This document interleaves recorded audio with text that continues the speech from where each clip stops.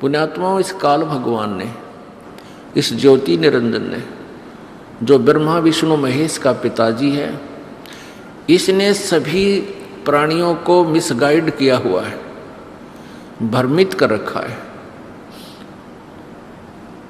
इसने यथार्थ ज्ञान पूर्ण परमात्मा के बारे में ऊपर नहीं आने दिया, जिस कारण से प्रत्येक प्राणी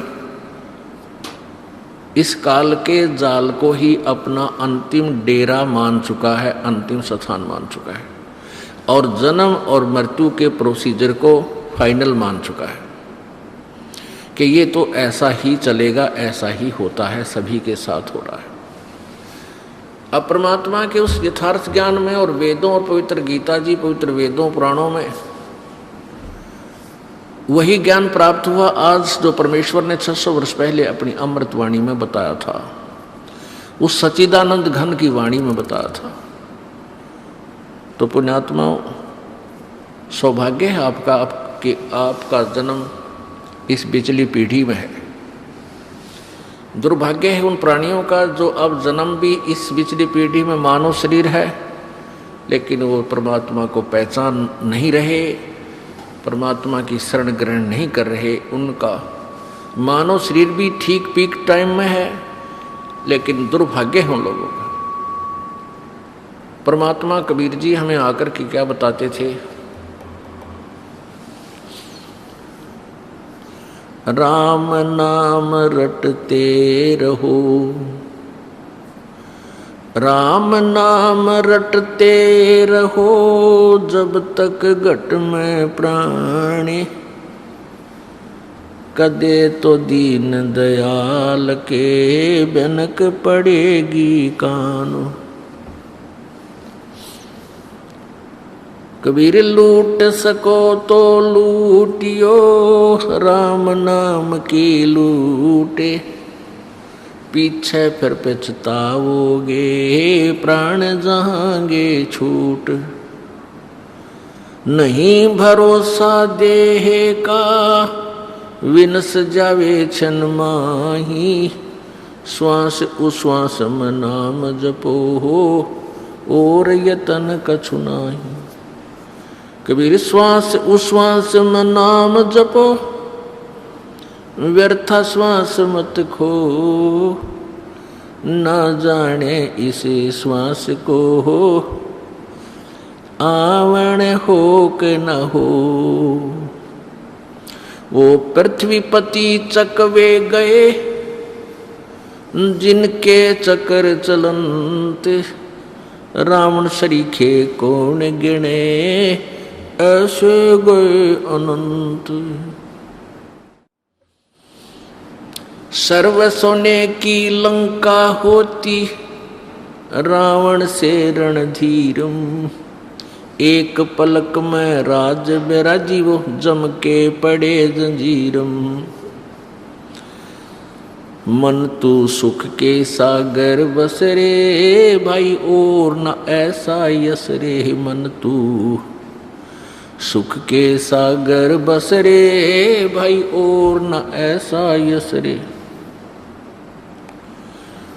दुर्योधन से राजा होते संग इकोतर भाई, दुर्योधन से राजा होते संग इकोतर भाई।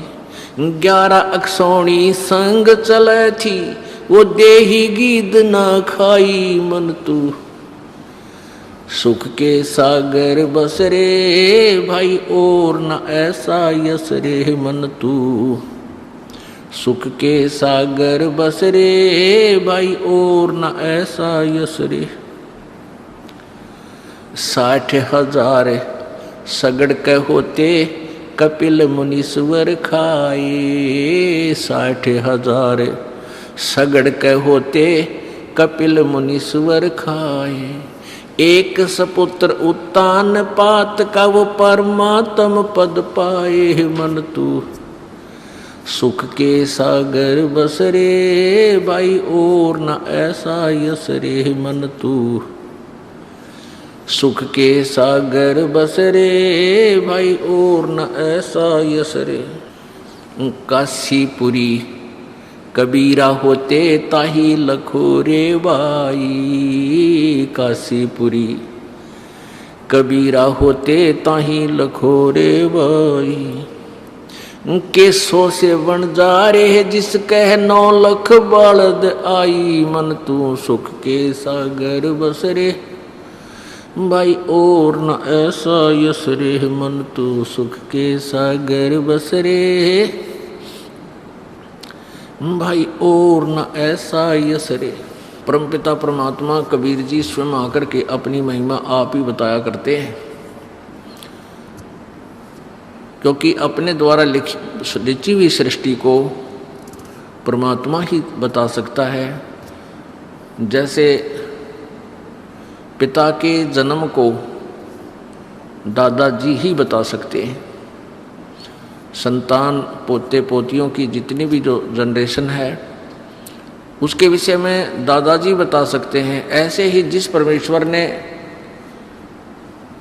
सर्व ब्रह्मांडों की रचना की है वही आकर के ठीक ठीक बताता है, यानी यथार्थ रूप से वही जानकारी देता है। तो जब वो परमेश्वर आते हैं तो हम अज्ञान आधार से इन नकली गुरुओं ऋषियों द्वारा बनाई गई उस अज्ञान सिद्धांत के आधार पर, अपने अनुभव से बनाए गए अज्ञान आधार से कि परमात्मा निराकार है, इन सभी ने जितने भी ऋषि महर्षि गुरु चाहे वो किसी भी इष्ट की साधना बताते हैं, लास्ट में वो यही कहकर छोड़ देते हैं कि परमात्मा तो निराकार है। इसलिए हम परमात्मा को जब वो साकार एज इट इज जो उनका वास्तविक स्वरूप है, नर स्वरूप है, प्रकट हुए तो हमने उनको नहीं माना, पहचाना नहीं। कबीर जी को जब वो प्रत्येक युग में आते हैं तो उस परमात्मा को हम नहीं पहचान पाते, उनको एक सिंपल मैन, एक कवि की उपमा उपाधि दे देते हैं। और वेद बताते हैं वो जो कवि नाम से प्रसिद्ध होता है अपनी महिमा, अपनी वाणी कबीर वाणी के द्वारा ऊंचे स्वर में आवाज लगा लगा कर बोलता है, कविताओं के माध्यम से, लोकोक्तियों के माध्यम से, श्लोक दोहों के माध्यम से, जिस कारण से वो एक प्रसिद्ध कवियों में से एक होता है। लेकिन वो परमात्मा होता है। जितने भी कवि और हैं, किसी की भी उनके दोहों में, उनके द्वारा बोली गई अनुभव की वाणी में सृष्टि रचना नहीं है। तो वो परमात्मा की एक न्यारी पहचान है कि कबीर जी ने जो सब शास्त्रों के बारे में जानकारी दी, ब्रह्मा विष्णु महेश की उत्पत्ति, ब्रह्म ज्योति निरंजन दुर्गा के जन्म के विषय में उस परमेश्वर ने जानकारी दी जिससे इनकी उत्पत्ति हुई है। इसलिए वो कवि होते हुए भी, कवि की उपमा जैसे प्राप्त करके भी वो परमात्मा ही है। और यही ऋग्वेद मंडल नंबर 9 सूक्त नंबर 96 और मंत्र नंबर 17 से 20 तक प्रमाण है कि वो परमात्मा जब शिशु रूप धारण करके यहाँ प्रकट होता है, उसमें बाल्यकाल से शुरू कर देता है, वो अपनी महिमा के वाणी उच्चारण करना शुरू कर देता है। अपनी महिमा वो कबीर वाणी के द्वारा ऊंचे स्वर में गरज गरज कर बोलता है, जिस कारण से वो एक प्रसिद्ध कवियों की में से एक होता है, कवि की उपाधि प्राप्त करता है। लेकिन वो होता है कबीर देव, कबीर साहब, कबीर प्रभु, परमात्मा ही होता है। और उस परमेश्वर के द्वारा बोली गई वो, रची गई वो वाणी, सच्चिदानंद घन की वाणी, कबीर वाणी, उसके अनुयायियों के लिए अमृत के तुल्य प्यारी होती है, सो अच्छी लगती है, उनको बहुत सुखदायी होती है।